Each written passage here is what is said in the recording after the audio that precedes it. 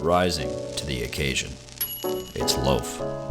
Our first crumb comes from Leafy. Now, if you haven't already heard the news, on August 21st, 2020, Leafy was permanently banned from YouTube. As for the reason for the ban, it was due to multiple or severe violations of YouTube's policy prohibiting content designed to harass, bully, or threaten. Due to the timing, it's pretty clear that this termination is in line with his recent video series on Pokimane. In attempts to try and get his channel reinstated, Leafy has tried to reach out to YouTube by tweeting at them. Morning YouTube, my channel was suspended yesterday. Curious if there is anything I could do to get it reinstated, or if there is any statement on this you could give on this. He reveals that there was no strikes or warnings given to him, but instead a suspension. Can you see if you got any strikes? Should be in YouTube Studio. Checked emails, didn't get strike combos, just suspension. Some users were in full support of the ban. I'm glad it's banned. Fuck yeah. Thank you, YouTube. Keep him suspended. Others, like Belle Delphine, reached out in defense against the ban. My opinion and complimentary picture. Thank you, kind sir. I've had a lot of commentary videos made about me. And personally, I don't care. I think free speech and not having to censor your commentary or opinions is important. It's tough and it hurts sometimes, but it's the internet. I can understand why YouTube and people don't like Leafy, but I think a warning before a straight ban is something we'd all like to have. YouTuber Scarce has also shared his take on the matter. He says that this is actually quite concerning because it could indicate that YouTube could be taking further action against other creators. Even if you weren't a fan of his videos, Leafy's termination is very, very concerning. Leafy being terminated now means any of us could be next. Pokimane also had something to say on this situation. I know I'm gonna get asked this, so I'd like to clarify I had nothing to do with Leafy's ban. Don't want my silence to leave room for assumptions. Regardless, it is clear that Leafy has made a move towards another platform, namely Storyfire. Their Twitter account tweeted this on August 22nd, a day after Leafy's ban. Super pumped to announce that Leafy has officially joined Storyfire. Very unfortunate to see his channel get terminated, so now he has a home on the fire. Be sure to subscribe to him, drop him some blaze, and leave a hiss on his latest social posts. Snake. It is possible that Leafy will continue to create videos like usual, however this time on Storyfire. At the current time of making this video, Leafy's channel has currently 50,000 subscribers. In other news, here is Twitch streamer E-Rob trying out the Coke and Mentos experiment in his house. I'm just gonna do one. Good. Alright, you do one, I'll do three.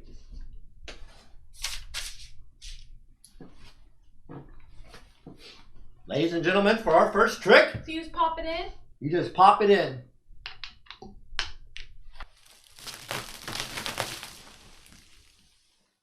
My instructions!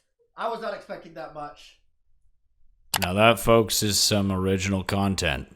Our next story comes from Burger King. Now I know this is a weird name to be popping up in this video, but hear me out. The whole thing revolves around a bot on Twitch that reads out messages sent to the streamer for the price of a small donation. Generally, you donate to show support or garner some attention from the streamer or from the chat. Burger King, however, saw this feature as an opportunity. They decided to partner up with a company to start a marketing campaign where they would donate money to streamers in order to trigger the text-to-speech feature, and then advertise their latest deals for as cheap as $5. Here's the video they released. I just got a donation that was using the text of like an advert. I am so confused.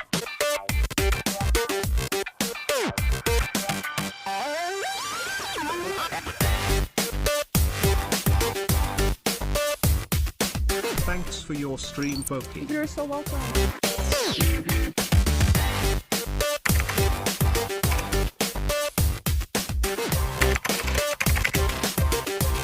I have donated $5 so I can say that on the Burger King app you can get a Whopper, a small French fries and small drink for $5. Listen, are you gonna sponsor me or not? Many streamers were less than pleased, and Munition being one of them. She tweeted out saying, "I really despise when companies take advantage of my live content in order to push their ads without clearing it with me first or offering what I should be paid for the marketing, which is more than $5 I'm pretty sure. I encourage other companies to not be like this one. Taking advantage of a system meant to support these streamers, utilizing it for big name companies that could easily afford to do it properly, and then bragging about it? Predatory marketing. Cool. One streamer who happened to be a victim of the situation decided to investigate further with his community. So, me in the chat already figured out where Burger King got the stock footage from, and who it was saying, "Are you gonna sponsor me or not?" It would appear that some of the people in this advert are not actually actors. Also, the games are stock footage from Shutterstock. In an interview with Radio 1 Newsbeat, he says, "We work really hard to try and keep our audiences entertained, and to have our streams hijacked like that is just unethical. It's not fair, and I hope they use this as a study to show marketing students in the future what is okay and what is not okay, because this definitely wasn't."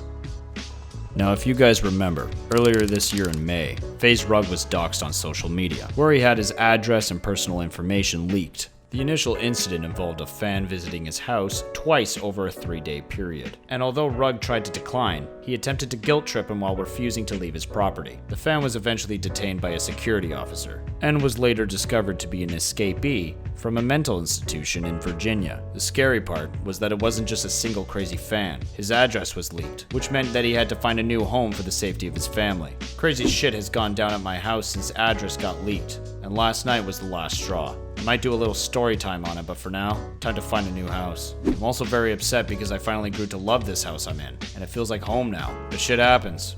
Can't complain.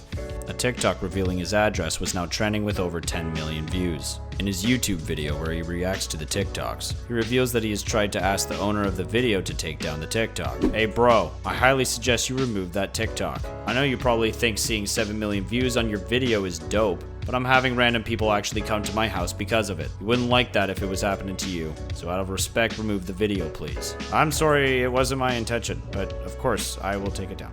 Although the poster did agree to take down the video, Rug reveals in his video otherwise. On August 19th, Rug went to Twitter to post this. "Dude who's been leaking my address just got arrested. Fined $7,500 and all his social medias got taken down."